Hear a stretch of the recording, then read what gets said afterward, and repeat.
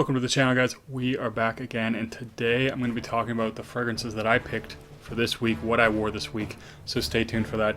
And if you like the content, hit that like and subscribe button. Really do appreciate it. It's actually been a while since I've done one of these fragrance rotation videos, but I decided to do another one. I might actually start doing themed weeks. It was actually pretty fun.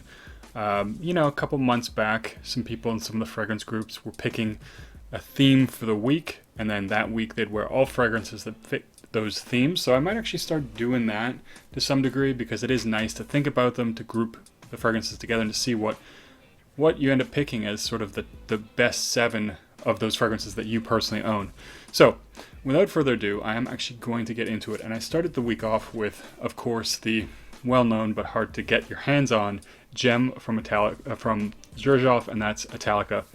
And this one it's hard to get because it is a Harvey Nichols exclusive, if you didn't know.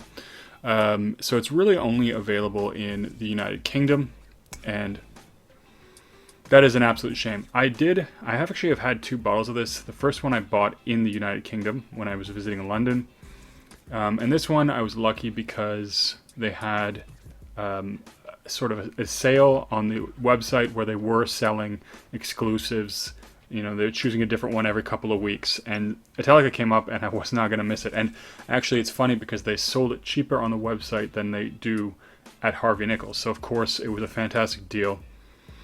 And this is just a really amazing gourmand fragrance. If you don't like gourmand fragrances, you definitely won't like this. You should probably get your nose on it if you get the chance anyways. If you're in London, if you're in Harvey Nichols, you might as well smell it. But if you like gourmand fragrances, this is absolutely beautiful. It is this beautiful, creamy almond. It's very milky. It has like this nice hint of strawberry in the opening. I find the almond is actually quite dry. So I do get a bit of a biscuity vibe. So it's not like a milky almond, but there is a milkiness to this fragrance. Very sweet. And this is a massive performer. So the sillage, this is the sillage king. The scent bubble is not huge. It's good sized. It's definitely an arm's length. But inside that scent bubble, it's a very thick cloud of this. So people get whiffs of it. It leaves a great scent trail. I mean, this one is just intoxicating, and I find that it gets better and better and better. It starts off amazing and just gets better and better and better. So absolutely love this one. I do wear it a little sparingly, just because it is hard to get, and this is probably one out of my collection. I might decant a bunch of my stuff out, just because I'll probably never use it. But this one, because it's hard to get, probably will never decant any of this one. I do love it. So if you get the chance to try it out, try it out. It's worth it. So next on the list, this to me is one that I actually recently acquired, and this is to me the most masterful fragrance that I've smelled anyways, from Alberto Marialis. Now, of course, he's well known for doing Acqua di Gio, which is, a fantastic fragrance. I think it's probably the best-selling fragrance, men's fragrance of all time, from what I've heard. But this is Musk Oud by Kilian. It's just, to me, it's a masterpiece. Like, Acqua di Gio is so easy to wear and so easy to like. So it's a great fragrance, at least for me, and I know for a lot of people. And I like the line Parfum, Profondo. They're all great. But this one, it's just so rich, so luxurious, so opulent, that it's hard to not appreciate it in that way. It might not be as mass appealing, and it might not be for as many people, but it is one that is just such a luxurious, classy fragrance, and I love it for that. I do wear it sometimes just out and about, but it is one that I think fits or suits colder weather, formal occasions very, very well. I will say I don't get a ton of oud with this one. It is musk oud. I don't get a ton of oud though. To me, it's more of a very heavy musk, very luxurious smelling. There is rose in this one, and I do especially get that rose in the opening. It's more of a, it's a little bit more in the background of this fragrance, but it is still a really, really nice fragrance. And the dry down is just really quite magical. So I do appreciate this one. And it is one that's not talked about that much from the House of Kilian. So it's one I would definitely recommend getting a sample of if you get a chance. If you love, really musky fragrances with a little bit of rose, this is a great choice. Next one on the list, Creation E Parfum Cologne. It's funny, actually, I don't wear this one that often, but when I do, you know, when I'm in the mood for it, it's a great fragrance. And I got into a recent discussion again because I did a comparison video on this one with the Parfum. And essentially, you know, some people prefer the Parfum, and that's fine. Honestly, as far as I'm concerned, they virtually are identical. I mean, there is a little bit more fizzy cola in the Parfum, in my opinion.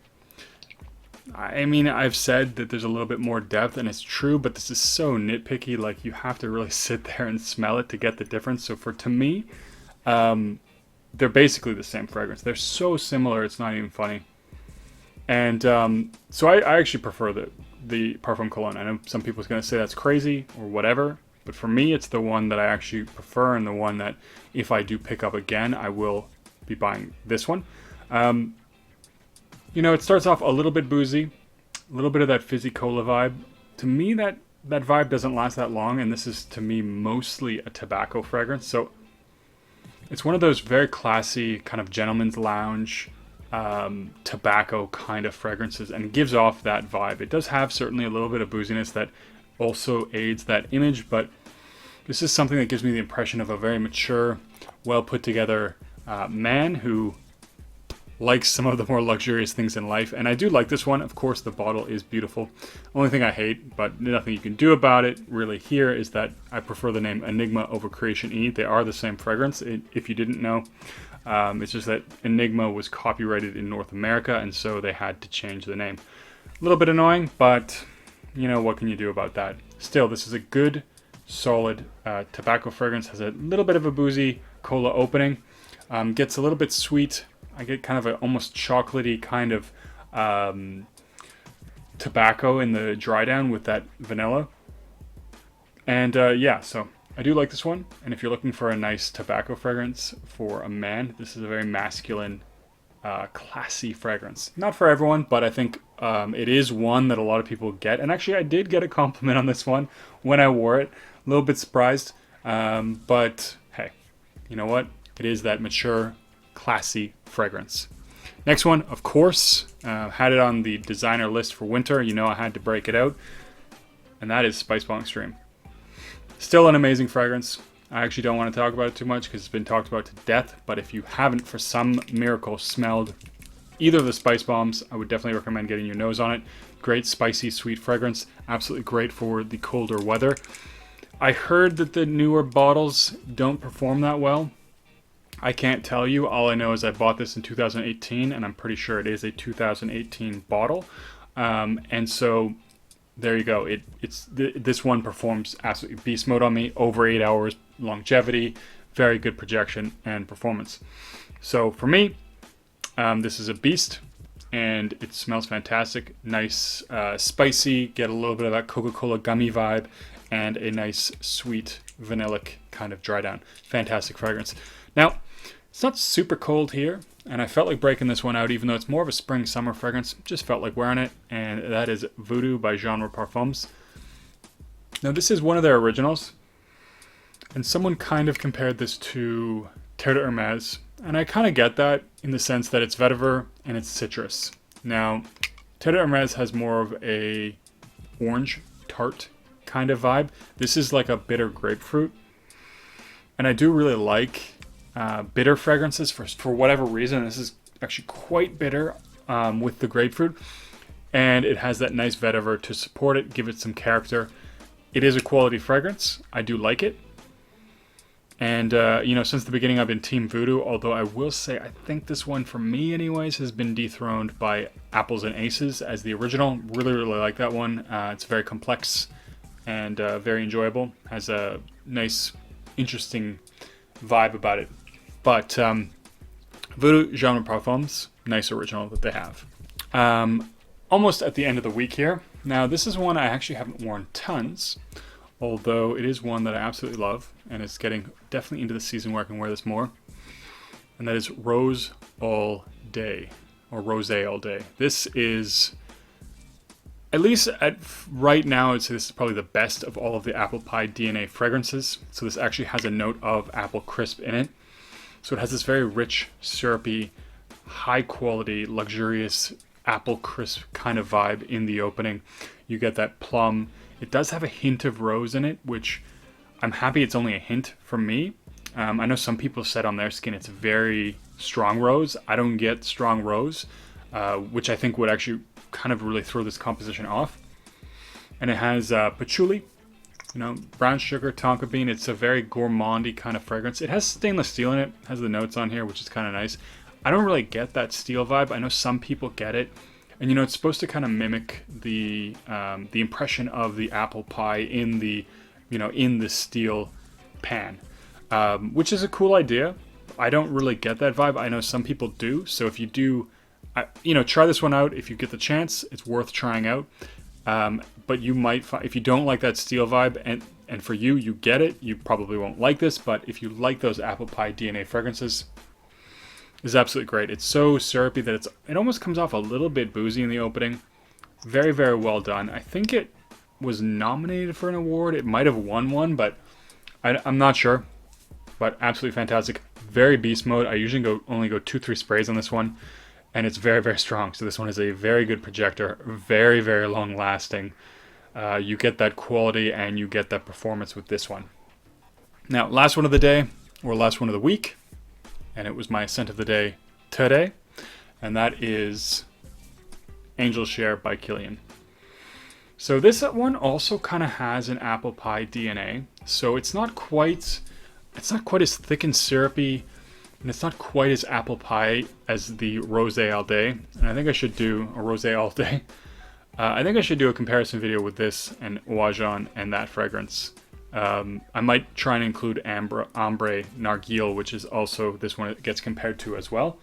So it's not quite as thick as that. It is a little bit boozy. I definitely get a little bit of cognac, which sometimes gives it an apple pie vibe.